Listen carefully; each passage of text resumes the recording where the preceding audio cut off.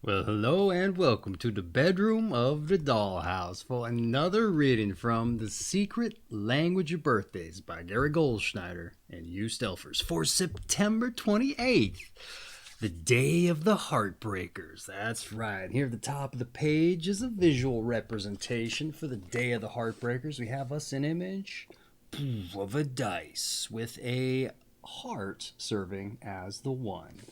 A good representation of the day of the Heartbreakers? Who's to say? But that's not necessarily important. We might make all connotations as we get on with the read and provide a little context as to why they maybe chose that. But like I said, not important. What is important is it's somebody's birthday today. That's right. Is it September 28th and it's your birthday? Well, if it is, I want to extend you a heartfelt happy birthday. That's right. And if this video finds you late, well, I hope you had a happy birthday. That's right. But for everyone else who's joining us, hopefully, ideally, to celebrate the September 28th birthday, well, I just want to say hello, welcome, and I hope you enjoy yourself. Now, before we dive in with the birthday read direct, let's roll some dice. That's right, this is the DykASSt, a birthday broadcast, so we need to live up to the namesake, roll some dice, but we do it more importantly for synchronicity's sake. And oh lordy, we rolled us some doubles. That's right, a 6 and a 6 for a 12, straight to jail. That's right, a 6 and a 6 for 12. Now, what is synchronicity, you might be wondering? Well, it's just you getting out into the world and letting the universe show you it's with you on your path. And you do that by looking for your numbers. And when you see them, you chase after them with a hunger. That's right. So that might mean you go out to the town square, you start somewhere interesting, and then you just kind of wait. Look for your numbers. Maybe you don't see anything. Maybe take your own paradise there. You know, you could roll your own daily numbers too. The intention's here for these, but figure out your own stuff. But once you do that, you roll your dice, you find the directional values you assign there, and you head on out and roll a time set for how long you head in that direction. Once you reach that direction, you stop, compose yourself, and you look for your numbers, or you figure out another direction to go in and for how long, that kind of thing. Or you just look for signs. Maybe there's somebody really interesting in that area, and that's just crying out to be followed. See where they go. And you know what? Maybe they take you down the road to what we got here, 12th Street. They take you to 12th Street, and there you see up in the address on a storefront there, the number 66. Well, head on in. You know what? That's just crying some synchronicity. You head on in, what do you find? Maybe you're in a casino, and they got a nice little craps game going. Oh, look at that. There's a theme of dice afoot here. That's right. Sometimes it can be as simple as that. Little things just setting up into a big, grandiose kind of theme there. But hey, that's synchronicity as far as I know it. I could be completely wrong, but hey, get out there, get your steps in regardless. That might be all it's good for, but hey, it's your birthday. You got to shake things up, right? Find some interesting things to do. Any of it. Hey, let's move on. I think you get the idea. Your month is September. Your day, the 28th. Your sign is 4 to 6 degrees Libra. Your period is Libra I, and your element and quality is cardinal air, or quality and element rather. In any event, September 28th, the day of the Heartbreaker. Those born on September 28th are highly capable of winning and keeping the affections of those whom they desire. This does not necessarily mean that they are physically more beautiful than others, but rather that they have a kind of a seductive charm which can melt a cold heart and send one's blood rushing. And sometimes they can be extremely exacerbating and upsetting, but this again is part of their stimulative power. And September 28 people display a talent for inflicting pain, which matches their ability to please, which they affect depends on the mood they are in, or sometimes on their occupation or primary interest. In all fairness to them, their scorecard usually shows that they suffer at least as much as those with whom they are involved, and in this respect they can appear disarmingly simple and human. And those born on this day often may have many lovers over the years, at least in their younger days, and are rarely fully satisfied by any of them, it says. Saying they are difficult to please is not exactly true, but rather that over the long haul they tend to bore easily or allow personal differences to get on their nerves. It is fortunate that they are not by nature calculating people, at least in terms of grand schemes. Otherwise, they would be quite deadly. Taken up with love, seduction, and sex, usually in that order, it says in parentheticals, for their own sake. Their motives are rarely underhanded, and although they could easily take advantage of others consciously or unconsciously, they rarely permit themselves to do so. Destruction can be an important theme in the lives of September 28 people, running the gamut from romantic heartbreaking to intellectual brain bashing to physical pounding. This again does not imply sadistic intent at all. It is simply that their roles seem to be to break down the defenses of others, which they accomplish with a varied array of weapons. It's irresistible forces that may meet their match when they encounter immovable objects. But those born on this day are drawn toward challenges of all types and do not consider struggle even worth their time unless enacted with a powerful adversary. Lovers of beauty as well as strength, they are helpless when confronted with highly sensual people, art, or natural phenomena. They might even be said to worship beauty, and in this respect may beware of elevating their love object or even themselves to a godlike position. And although those born on this day do not sound as if they are at all suited for family life, they can make dependable family members. Loyal to the extreme, they will rarely, if ever, forsake a friend in need. And yet those who live with or are involved with them must understand their partner, or their particular, attractive powers, as well as their weaknesses. Often September 28 people do not have a lot of willpower. In the face of their passions, they are like a leaf blown in the wind. Nonetheless, when they sin, it is usually with a full awareness of what they are doing. Well, all right. How about that for an interesting birthday breakdown? Quite dynamic, I would say. So I provide a little bit of a commentary here for your birthday. Let's get into it, shall we? September 28th, the day of the Heartbreaker. Capable of winning and keeping the affections of those they desire with their seductive charm. That's right. We just so happen to choose the bedroom to tell this tale from today. Ooh, how about that? And can sometimes be extremely exacerbating, the reading says, and just as talented at inflicting pain as they are at pleasing folks. And as negative as most of this sounds, the reading conveys that generally been on the receiving end of just as much themselves. And the likes of which, if true, I'd say to some extent I empathize, but I'd also try to implore you to rise above falling into such a perpetually vicious cycle, which is certainly easy to say. It's just as true as the hurt people saying is, and it's also rather cliche if you ask me. Don't you think? All right. But I suppose some of it may stem from being involved with, but not satisfied by the people the reading claims folks born on this day encounter. And if you do in fact bore easy, well, it also translates to the people you're with, all right? And that's bound to break some hearts, obviously, and even though it's the most basic and understandable of reasons. That said, the reading conveys motives are rarely underhanded, and those hurt seldom taken advantage of, which is admirable. It's just that the fallout probably outweighs those facts, at least for those who were hurt. But shifting to other details, all right, you make dependable family members, all right, and loyal friends as well, and are drawn to challenges, but apparently not the struggle. I'd say there's a little bit of a disconnect there, but understandable, all right?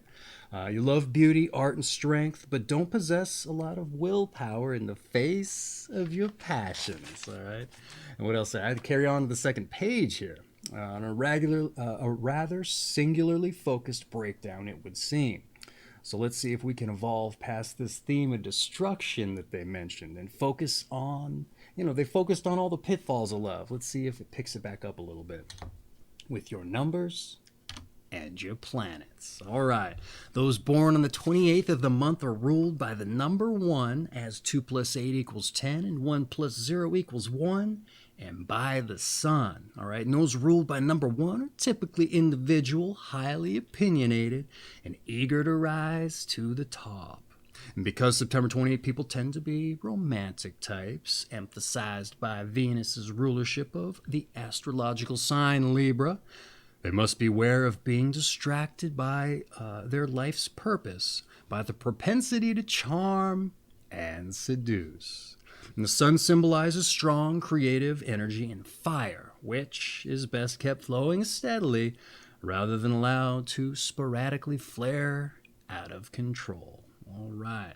Hey, they personalize this one for you a little bit here. How about that? They don't often do that, though sometimes they do. In any event, hey, they personalize it. Let's get down with what I had to say. And personalize it a little bit more, a little more context to the number 1 and the sun. All right, the sun, exclamation point. I should have realized this as I was reading it. The sun rulership, it tends to take a very specific detail or dynamic and then hyper focuses on it and drills down on it to the point that it pervades the makeup of the person they're describing. All right. This case and day would seem no different. All right. So Venus, with its romantic focus, and then coupled with the sun and its fiery energy, it would seem to make a lot of sense. All right. Assuming any and all of this and what's been mentioned is actually true, naturally. In any event, that's been your numbers and your planets. Let's move on to your tarot. That's right. We got that sun context down for you. The sun ones are really interesting. Let me tell you, you go take a look at Leo, which is ruled by the sun, especially the latter part of Leo. Those days are just hyper-focused, the way this one is. So if you're interested, go check those out. But let's get back to you, your tarot. One of the more eclectic of the metaphysical ideologies, New Age philosophies, but it's here in the book. Let's see what it has to say. Expand our horizons a little bit. It's fun. Let's see what we got here. The first card of the major arcana is the Magician, who symbolizes intellect, communication, information, and magic. All right, and over his head is an infinity symbol, which in some tarot decks takes the form of a hat, in others a halo. All right, many interpretations may be drawn, one of which is that the Magician recognizes the cyclical and unending nature of life and is empowered by this understanding.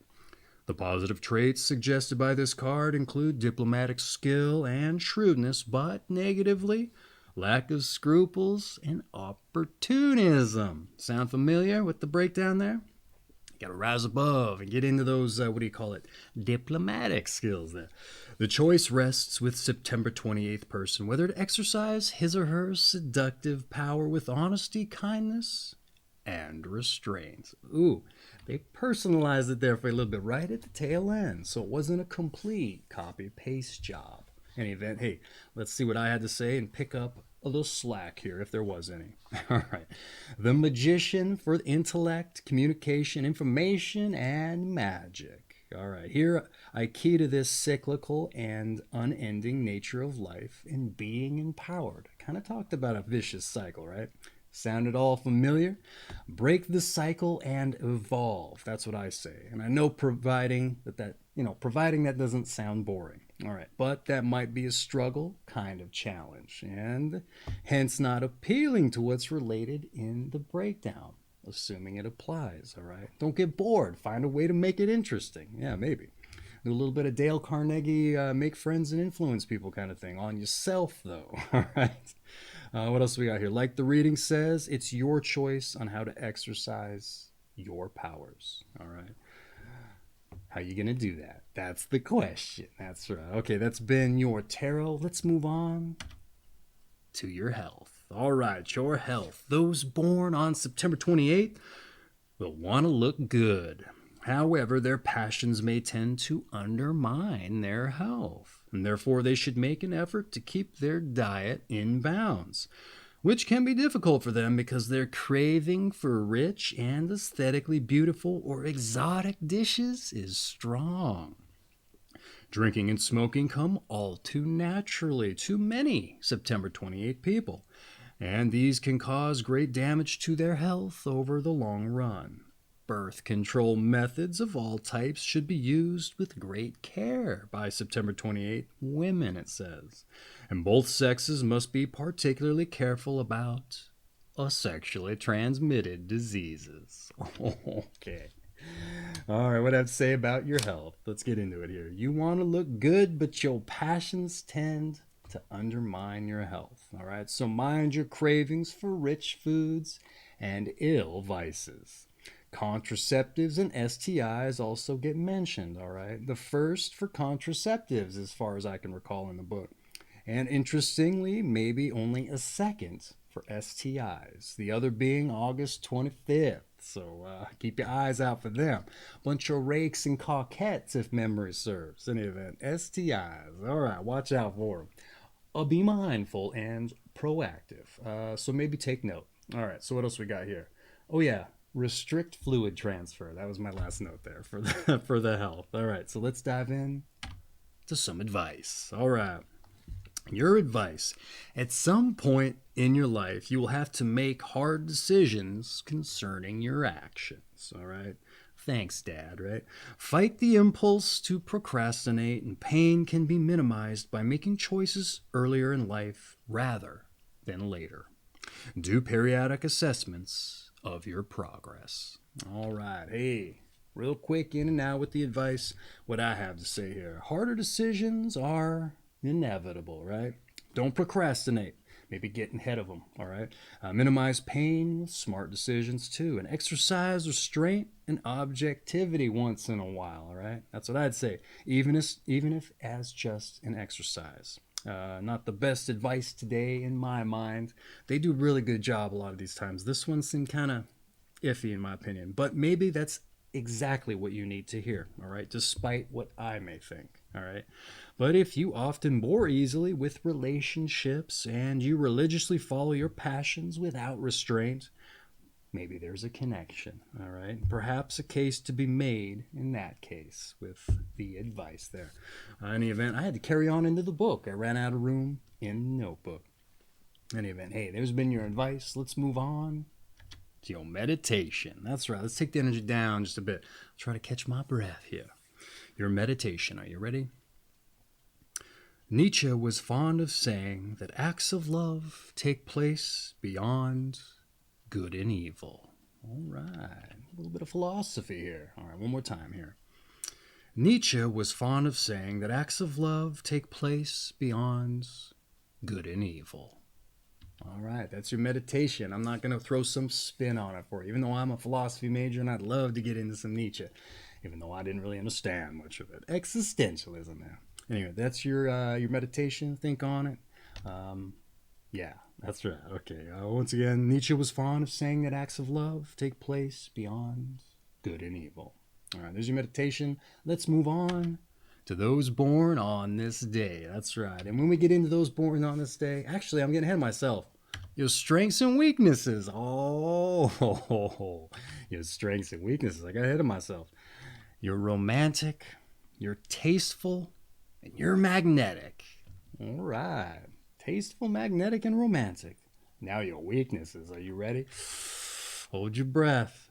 You're destructive, complacent, and excessive. Oh, complacent, destructive, and excessive. All right. Hey, now let's dive into those born on this day. Okay.